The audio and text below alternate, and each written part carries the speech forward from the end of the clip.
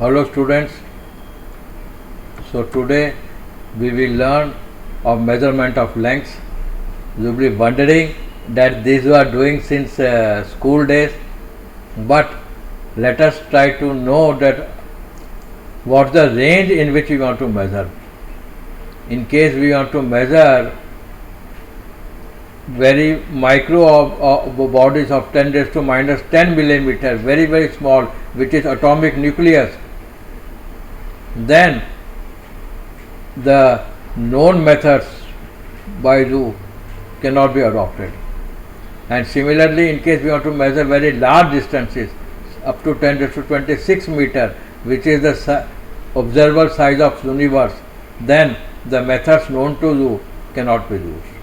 So the instruments that you have seen, like screw gauge, vernier caliper, meter scale, etc., with those you can measure distances from 10 raised to minus 5 meter to few meters.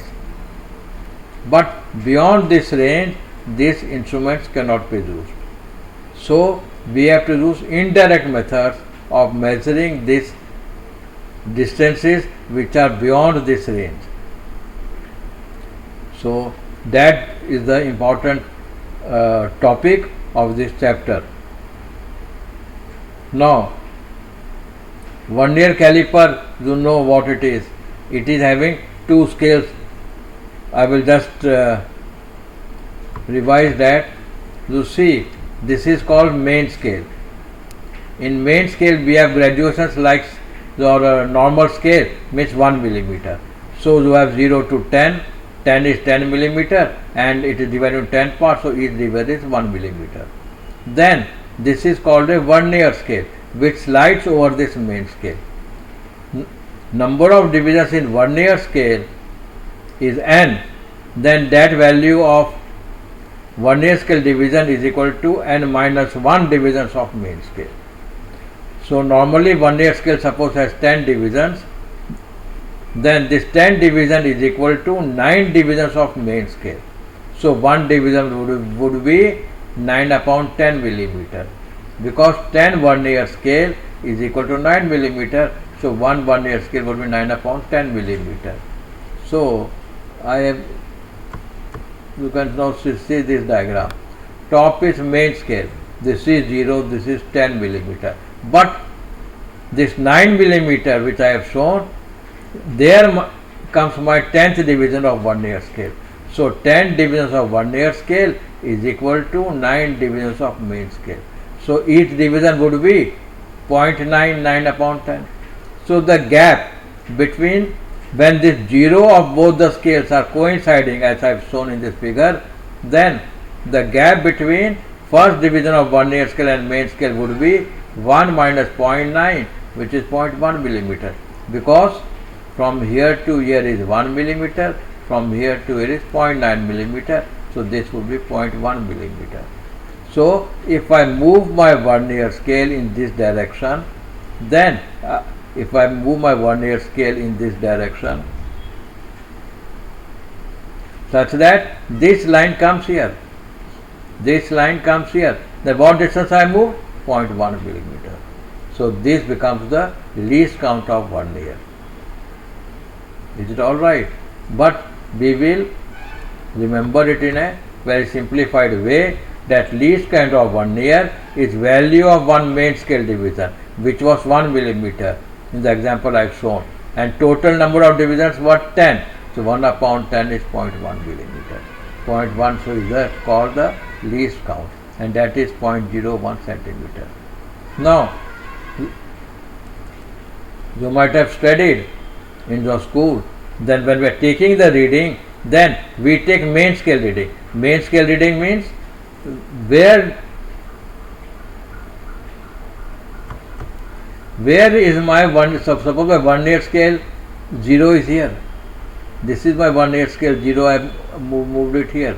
Then this is 9 and this is 8 and this is 7. So it is between 7 to 8. So we will say main scale reading is 7. We will say main scale reading is 7, and then we will see which line is coinciding, which line of 1 year scale is coinciding with the main scale reading. So that is called 1 year scale reading.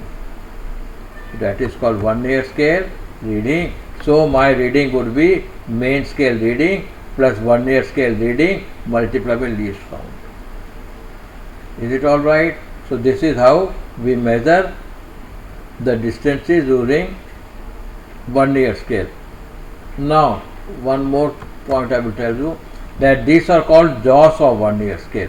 These jaws are for measuring external diameter, and these jaws are for measuring internal diameter. I can insert in any hole, and this is, I can keep a body here.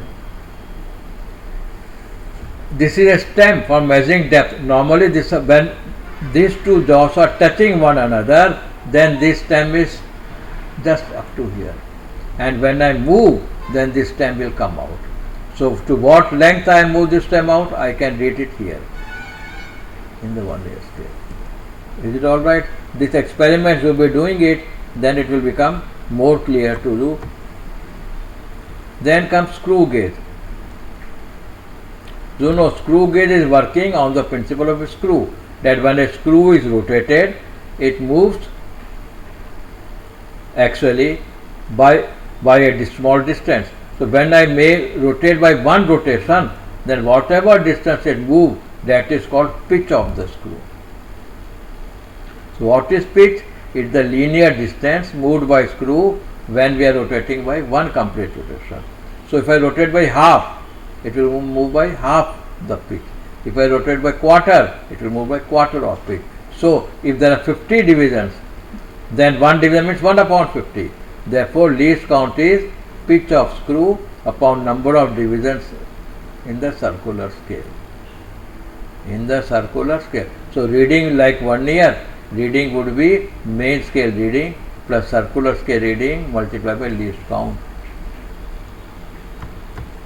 You see this diagram. This is the main scale. This is 0. This is 5. So 6 would be somewhere inside. So answer is between 5 and 6. So 5 is the main scale reading. And a 20th circular scale is touching with this reference line. This is called reference line. So my circular scale reading is 20. This is main scale reading. This is circular scale reading. When I rotate this screw, I move over this distance here, and I can get the main scale reading. This also experiments will be doing it, and it will become more clear to you. So now you can only learn this, that for 1 year least count is value of one main scale division upon total number of 1 year scale divisions, and for screw gauge it is pitch of screw upon total number of divisions in the circular scale. Spirometer is similar to screw gauge in working, in calculating, but it is made up of 3 legs which will rest on certain body, and the central leg, that is the 4th thing, that will move up and down. So when I want to measure, now suppose this is a surface, this surface is not flat, here suppose it is up, here it is down, suppose it is like this. If I now put my spirometer, I will first measure here, then I will measure it here. So I will come to know how much here for this, how much down I have to go. So means this is up, this is down, so my surface is like this. So I can calculate the radii of curvature. So spirometer is used to calculate radii of the curvature. Is it all right? So then we'll go to next. Now we are using indirect methods. Like now suppose there is a hill. This is a hill. Okay, this is hill H, and you are standing somewhere here. You want to know how far away is the hill from me. So I want to know this distance. So what I will do, I will make some sound like firing a gun or shouting if the distance is not very large. My sound waves will go towards the hill and will get reflected back. So distance travelled by sound wave would be 2d. So this distance travelled is 2d. I know speed of sound in air is suppose v, then distance is v into t, but this distance is 2d. So my d would be vt upon 2. So that's what I have written here. My distance is vt upon 2 because the distance travelled by sound is twice d. Similar thing is in sonar, but here instead of using sound waves, we are using sound waves, but sound waves are travelling in water. So this is used for in ocean to measure the depth of ocean bed, or if any part of the ship or something has got stuck up in the water. So at what depth it lies. Suppose this is the ocean. I want to measure this depth. Then I put some sonar. Or suppose by chance some ship has got sunk here like this. Now up to what depth it is. So I will get this because sound waves will get reflected from this top surface. So to measure in ocean, but here I will use velocity of sound waves in water and I will calculate it by the same formula. Okay. Then radar method. Here we are using radio waves. Radio waves are electromagnetic waves. So they travel by the speed of light, 3 into 10 raised to 8 meters per second. So knowing the speed, so radar method is used to trace any aeroplane which is flying, or to measure other planets which are very far away from us. So we use this radar method, or for planets we also use a method called laser method. Here we are using laser as source of light. So my source of light is laser. Laser means it is very thin beam of light, intensity is high and it is monochromatic. Only frequencies are not many, only few frequencies are there. Theoretically it is only one frequency. Okay, so by this laser method also we can calculate the distance of far away objects, like suppose moon we want to calculate and so on. We can use this laser method. So in all these methods, so that's why I grouped this and calling it A, B, C, D. We are using the formula that D is equal to Vt upon 2. You have to see that which V would be applicable in this case. Is it all right? So we go to next. Now these are called triangular method. Now these methods are of two, whether the body is accessible or it is inaccessible. First we will go to accessible body. Like AB is a tower. I want to measure the height of AB. So what I will do, I will move from base to some point C and I will measure, I know the distance D. So knowing this distance D from B to C, I will use an instrument called sectant. It measures the angle. So first sectant will be focused at B. There I will make it 0. Then I will rotate and focus at A. And so the instrument will read this angle, which is phi. So this angle phi would be read by the instrument. Then if I take tan phi, I will get h upon d. So tan phi is h upon d. But if this angle is very small, then tan phi and phi are approximately same. I will get h equal to d into phi. So phi should be in radian. Be careful. Okay. So then we'll go to next triangulation method, which is used for inaccessible object like AB. Is a tower, but it is from P to B. I can't move because suppose this is some river is flowing.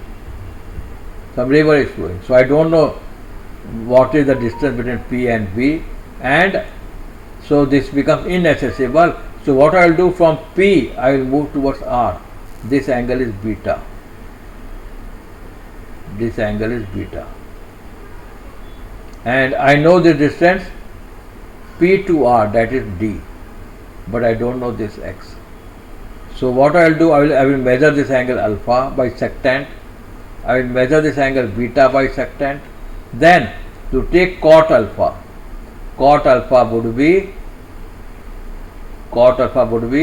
x upon h, and cot beta would be, this is x, this is d, so x plus d upon h. So this is cot beta. Now knowing these two angles, I will do cot beta minus cot alpha, I will get d upon h, or I can say h is equal to d upon cos beta minus cos alpha.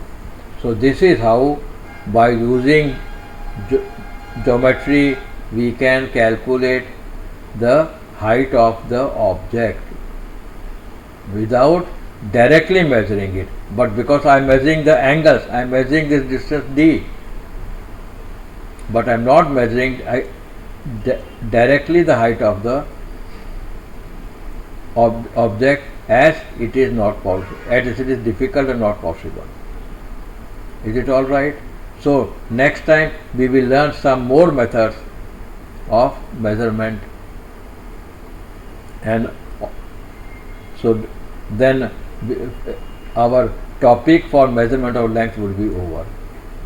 Is it okay? You please revise this, because this is important.